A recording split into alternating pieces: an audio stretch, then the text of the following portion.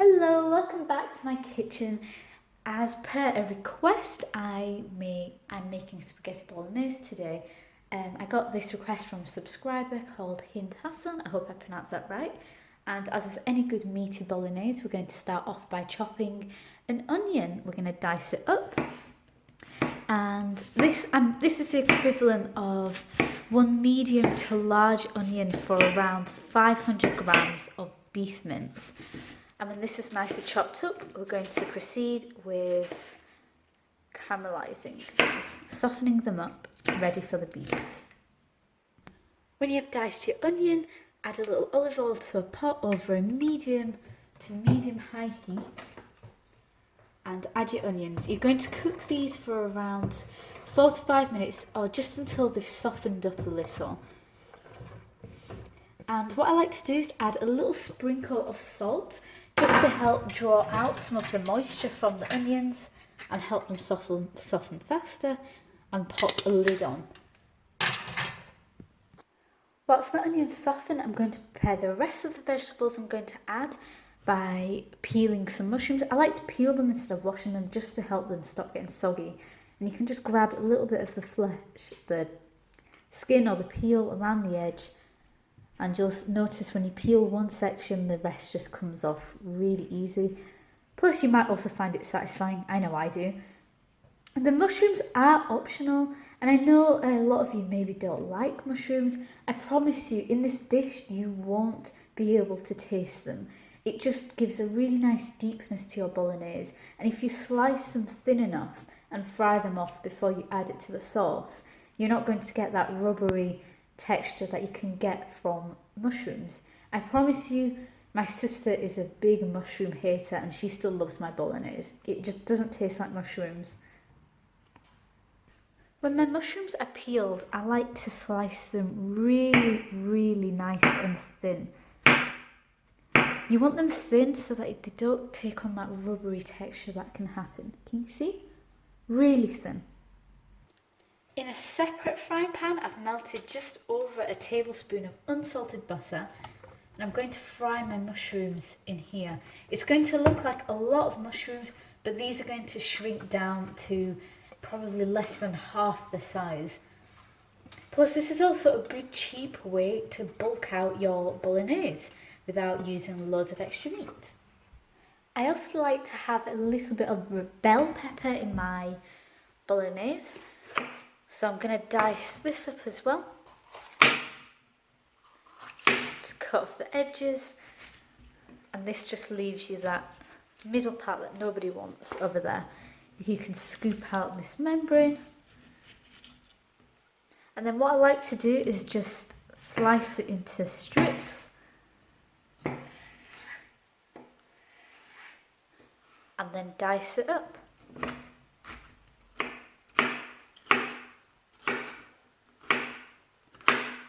And this is going to fry with my mushrooms when they're almost cooked. My onions are soft and translucent, so I like to add my garlic now.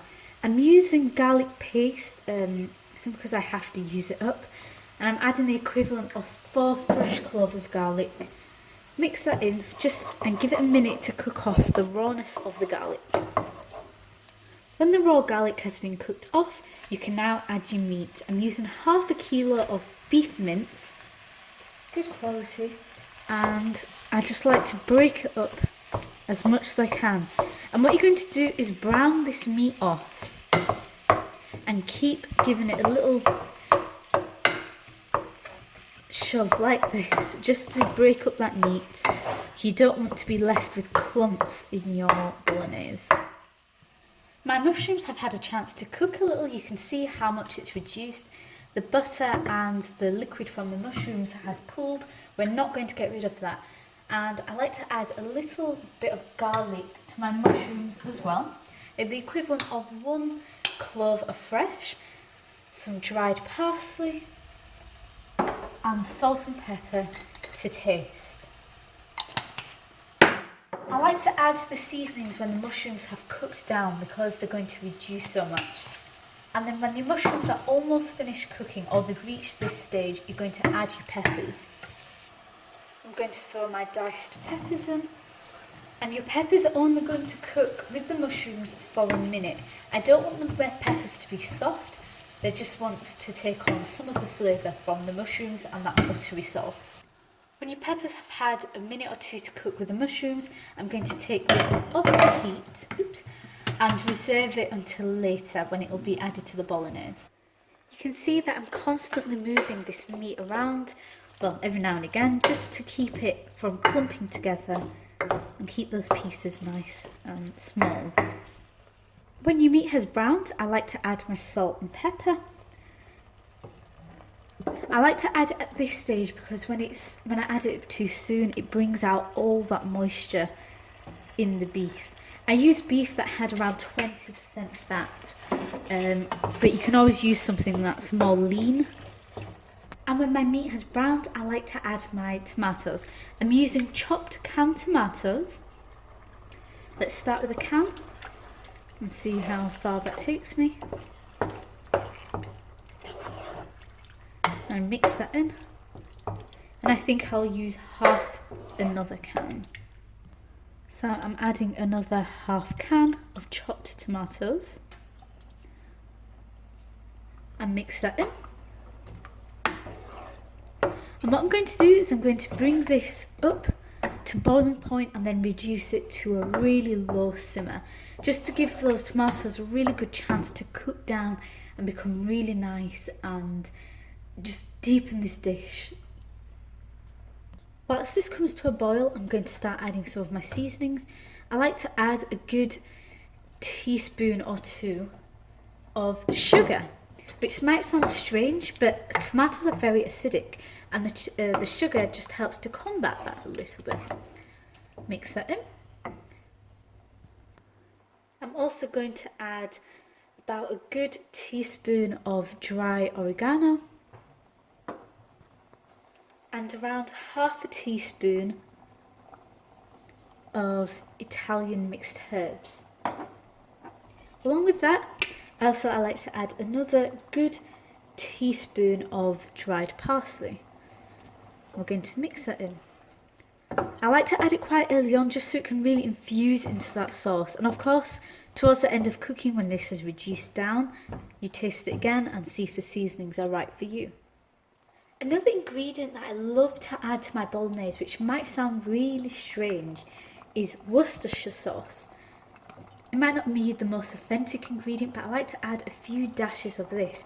I feel like it really helps to deepen the dish, and I don't know, I just love the flavour it gives. This, of course, is optional. You can make your bolognese to how you like it, but I absolutely love mine with a few dashes of Worcestershire sauce. And finally, I know this will sound really strange and it might make some of you click away. I promise it is really good. I like to add a few teaspoons of tomato ketchup. I know it sounds really strange. I promise it's not going to make the dish taste anything like tomato ketchup. I just feel like it gives it a really good tanginess to my dish. I don't know, I can't explain it. I really do like just a little bit of it in there. Of course you can add tomato puree instead, but I really do love it with a tiny bit of ketchup. My bolognese has started bubbling, so I'm going to bring it down to a low simmer and cover it with a lid. I'm just going to give it an occasional stir every 15 to 20 minutes, but otherwise this is going to cook for a good 45 minutes to an hour, just to really let those flavours infuse and to help thicken the bolognese. When my bolognese is about halfway cooked, I like to add my mushrooms and peppers, including that moisture that will be in the bottom of the pan, because that has a lot of the flavour from the mushrooms and it's all that butter that we used earlier. And mix that in. As I said, I promise you won't taste the mushroomy flavour, it's just going to give a really good deepness to this dish. Mix that in, and then I'm going to put the lid back on and continue to let this simmer. When your bolognese sauce is at the consistency you want it to be, then you can turn off the heat, check it again for seasonings. I decided to add some extra salt, pepper and garlic. I love a good amount of garlic in my bolognese sauce. To be honest, I'm leaving mine a tad runnier than I usually would, and this is because I plan to make lasagna with my leftovers. And what I like to do is cook my spaghetti after I've made my bolognese sauce, just to give it time to rest and let all those flavours really mix together. And I find the dish just tastes much better when it's had a good 10-15 minutes just to sit when the heat is turned off. Bolognese is ready, so all that's left is to plate up. Over here I've just got some spaghetti which I cooked until al dente. Get a little pile of that. I've got my delicious bolognese over here, and let's just pile a little bit of that on top. Some people like to mix theirs into the pasta. I like to have mine just nicely piled on top. A good amount of it too, because it's good stuff. I also like to add a really good sprinkling of parmesan. I do suggest you grate your own. Unfortunately, I couldn't find a good block in my local Tesco. It's all pre-shredded, which is a big shame. You can also add fresh basil if you want. And finally, some extra crispy garlic bread, because it's not bolognese without garlic bread. And here we have it, some homemade spaghetti bolognese. I promise it looks a lot better in person. My camera sort of washes out the colours. And it's super simple, super delicious. And if you enjoy the video, please do leave a like and subscribe. Click that notification bell and I'll hopefully be uploading more soon. Thank you.